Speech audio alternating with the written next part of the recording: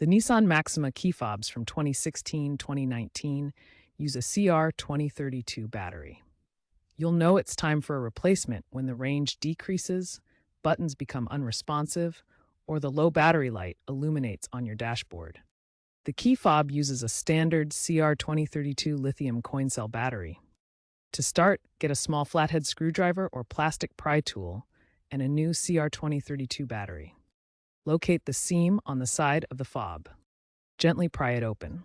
The fob uses a snap fit mechanism, so no screws are involved. Once open, carefully pop out the old CR2032 battery, noting its orientation. It's important to remember which side faces up for correct installation later. Insert the new CR2032 battery into the key fob, ensuring the correct orientation. The positive side should face the same way as the old battery. Align the battery properly with the contacts inside the fob. Once the new battery is in place, snap the key fob shut, making sure it's securely closed. Test the fob's functions like lock, unlock, and the panic button from about 10 to 20 feet away from your vehicle. If the functions work, the replacement was successful.